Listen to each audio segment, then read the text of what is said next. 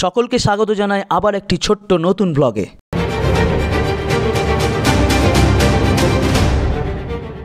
আন্তর্জাতিক যোগ দিবস উপলক্ষে আমাদের বিকেলের অনুষ্ঠান প্রায় শুরুর মুখে। আমরা এখন রয়েছি বোলপুর স্টেডিয়াম মাঠে। এখন এখানে সবার নাম রেজিস্ট্রেশন চলছে, সম্পূর্ণ বিনামূল্যে। সবার ফর্ম ফিল আপ হয়ে যাবে, তারপর আমরা প্রোগ্রাম শুরু করতে পারবো। ধীরে ধীরে লোকজন আসতে শুরু করেছেন, আশা করছি সকলেই এসে পড়বেন কিছুক্ষণের মধ্যে।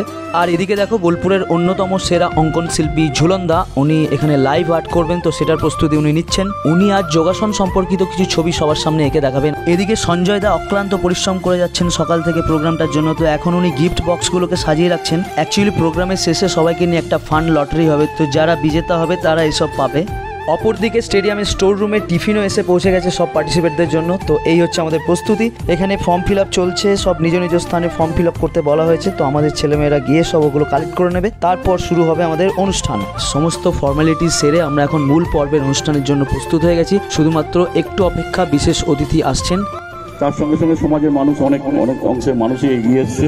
আমাদের মাঝে এসে গেছেন সুদীপ্ত দা, উনি সবার উদ্দেশ্যে কিছু কথা বলছেন। যারা পেতে শুরু করেছেন, শিক্ষকের শিক্ষা সেখানেই শেষ হয়ে যায় না, শুরু হয়।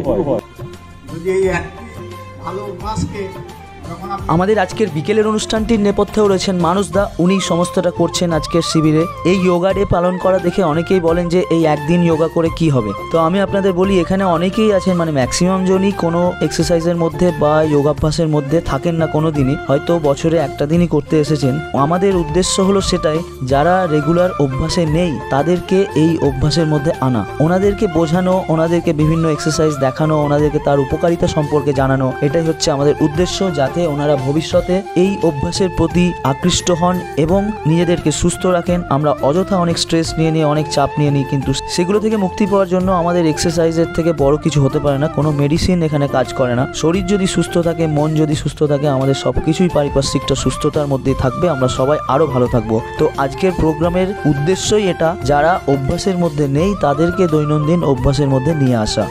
এই দেখো, এখানে পিঙ্কি কুঁজো হয়ে বসে আছে, ক্যামেরা দেখেই পিঠ সোজা করে নেওয়ার চেষ্টা করছে।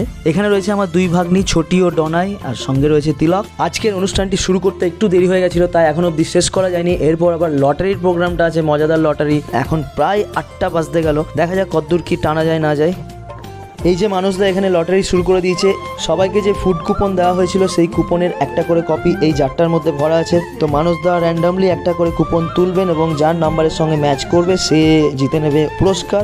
তো এটাই আজকের খেলা, জাস্ট মজা। তোমাদের আমি বলে রাখি যে আমরা কিন্তু কাউকে লটারি কাটার জন্য এনকারেজ করছি না, জাস্ট ফর ফান এটা করা হয়েছে।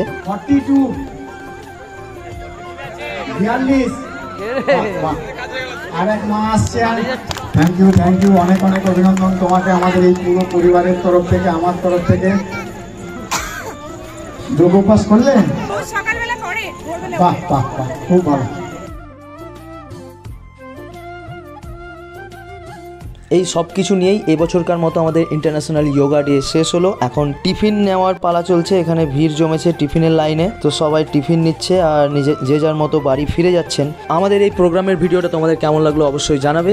আজকে আমাদের একটা বিয়ে বাড়িও যাওয়ার ছিল, তো প্রোগ্রাম শেষ করে তাড়াতাড়ি রেডি হয়ে আমরা সেখানে চলে গেছিলাম। তো মানুষদা এত বোঝালো, এত খাবার দাবার নিয়ে কত কি জ্ঞান দিল, কিন্তু আমরা সেই জাকার তাই। এই দেখো ভোজের অবস্থা, এইসব খাচ্ছিলাম আমরা। তো মোরাল অফ দ্য স্টোরি এটাই যে তুমি যদি নিজে না শুধরাও, তোমাকে গোটা ওয়ার্ল্ড শুধরাতে পারবে না। সবাই ভালো থেকো, টাটা।